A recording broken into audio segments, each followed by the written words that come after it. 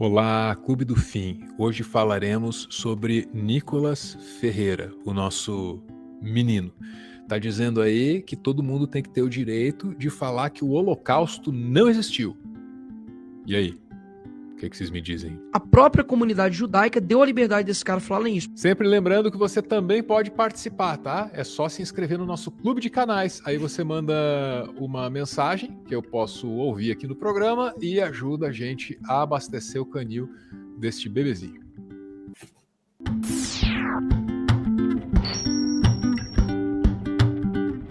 Nicolas Ferreira, sempre ele, Ana. Agora num podcast aí dizendo que todo mundo tem que ter o direito de ensinar que o Holocausto não aconteceu, ainda que saiba que aconteceu. Olha lá. Você tem Chomsky, por exemplo, que relata que existem, por exemplo, judeus que não são contrários a uma tese que foi feita, um estudioso, que colocou como se o Holocausto fosse mentiroso. Em primeiro lugar, não existe estudioso que tenha dito isso. Existe teórico da conspiração. São coisas completamente diferentes, né?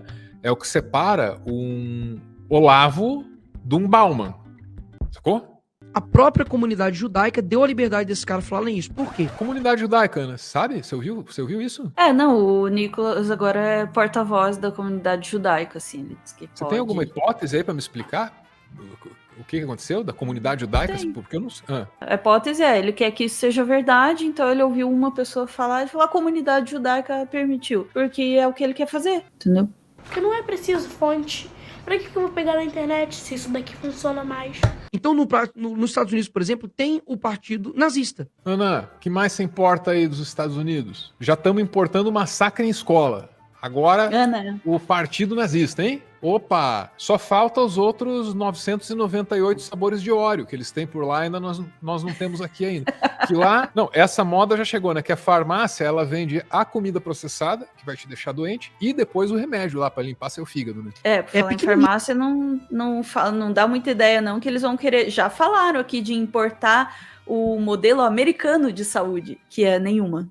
É verdade. Mas tem também um outro lado do seguinte sentido. Toda liberdade ela tem o seu limite. Você não tem uma liberdade de expressão para poder chegar dentro de um hospital e fazer uma piada com uma pessoa que tem síndrome de Down, porque ali não é o ambiente, não é o local para isso. Agora, não, eu acho que dá para fazer piada com síndrome de Down, desde que a piada não seja contra a existência do portador da síndrome, sacou? Se a piada for sobre o acesso aos tratamentos, por exemplo, e a dificuldade que é, firmeza. Uma abordagem humorística do que é o cotidiano do portador da síndrome, de maneira que o resto da sociedade possa valorizar a sua luta, legal. O problema é usar o humor como um escudo para suas covardias. Não tem coragem de expressar o próprio preconceito, vai lá e faz uma piadinha. A hora que for pego, fala, era só brincadeira. Ele acha que tem um lugar onde se pode fazer piada com pessoas portadoras de síndrome de Down. Tem um lugar que não pode. O lugar onde não pode é o lugar que ele reserva para essas pessoas, no hospital. Entende? Como o discurso revela o que ele pensa, o lugar da pessoa que tem Down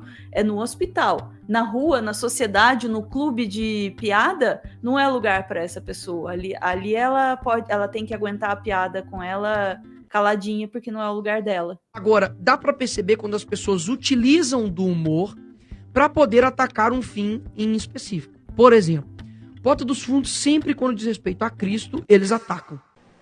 Que tristeza. Bom, se o Nicolas tem o direito de achar que... defender o direito que não existiu o Holocausto e pererê parará. Então eu defendo que todo mundo tem o direito de achar que Nicolas não deve existir.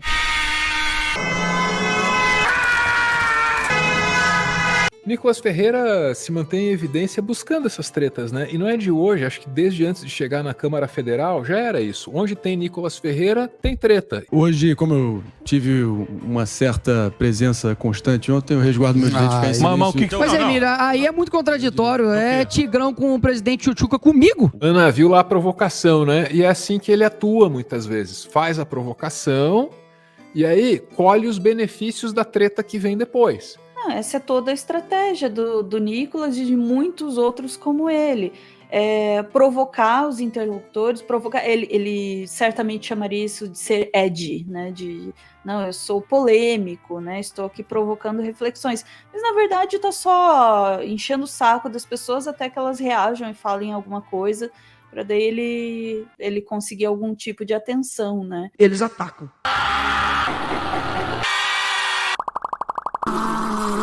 Cara, essa coisa de provocar para gerar engajamento, para conquistar a atenção das pessoas já funcionou muito pro Nicolas. Ele começou provocando o Nando Moura de mansinho, a treta dos dois foi crescendo e virou um debate de 2 horas e tanto lá no Vilela, rapaz, que, meu Deus do céu, o Nicolas bombou ali graças ao Nando Moura, que foi beitado, né? Mas deve ter sido bom pro Nando também, viu, Ana? Cadê que eu quero ver o Colosso?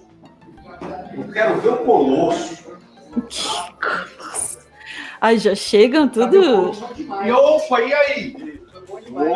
Opa, cadê o Colosso? Levanta aí, Colosso. Levanta rapidinho. Deixa eu ver o negócio. Ei, que isso, gente? Levanta aí, Colosso. Levanta aí, pô. Mano, já começa nesse clima. Ele tá querendo muito falar. É porque eu sou anão, não sou travequeiro, é diferente. Utilizam do humor para poder atacar um fim em específico. O lance é o seguinte, campeão. E aí nós vamos fazer assim, nós vamos fazer um debate, um diálogo, beleza? Não tô aqui pra ofender você. A primeira coisa que ele falou é o seguinte, seu travequeiro. Por isso que quando o MBL me chama para debater, eu não vou.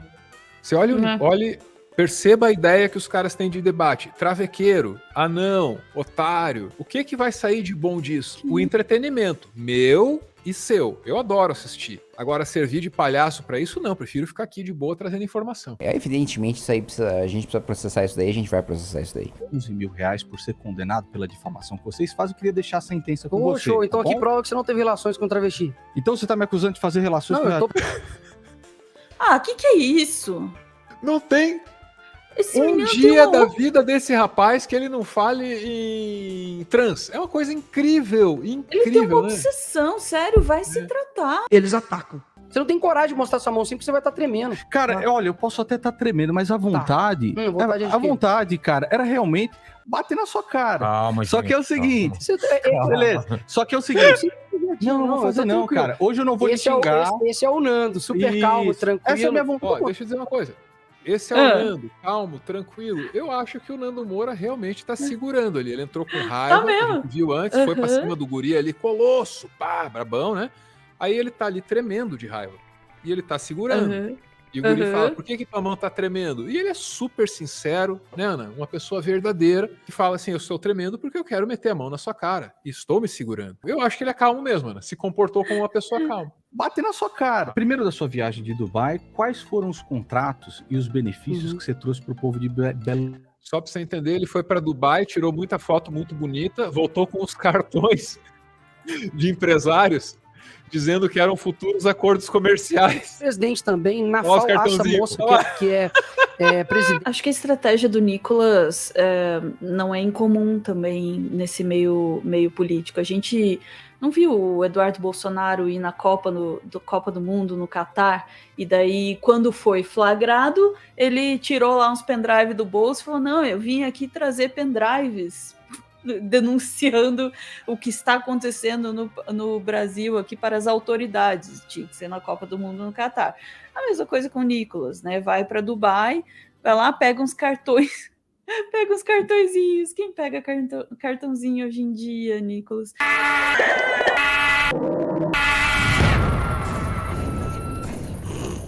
Nessa de provocar os outros e ganhar visibilidade, o Nicolas Ferreira gerou alguns dos momentos mais bizarros da política brasileira nos últimos anos, e a gente tem vários exemplos para citar.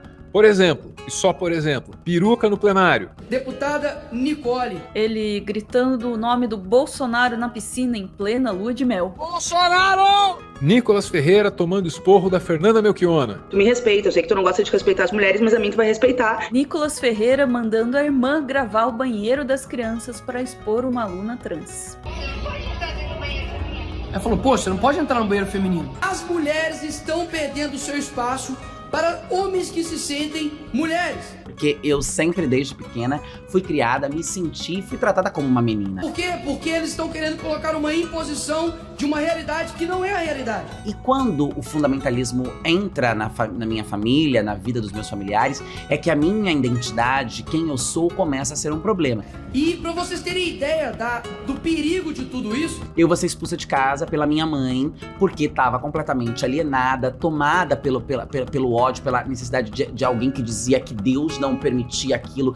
Eu, por exemplo, posso ir pra cadeia, deputado, caso eu seja condenado por transfobia. Eu não vivi em situação de rua, mas precisei dormir nas ruas algumas vezes porque não tinha pra onde ir. E logo a prostituição, assim como acontece com 90% das mulheres trans travestis ainda hoje no Brasil, se apresenta como uma oportunidade de sobrevivência. As mulheres, por exemplo, que estão perdendo o seu espaço nos esportes, estão perdendo o seu espaço até mesmo em concurso de beleza, senhores. Uma procura muito forte de homens por meninas tão jovens, porque a gente tem uma questão muito forte ligada à fetichização, mas também à pedofilia de corpos trans travestis, as meninas muito novas. Uma pessoa que se sente simplesmente algo impõe isso pra você. Eu acreditei que fosse possível deixar de ser quem se é, e fui levada por esse discurso durante algum tempo e me batizei, me converti, mesmo eu sempre tendo tido convicção de quem eu sou, de quem eu era e de quem eu sempre fui.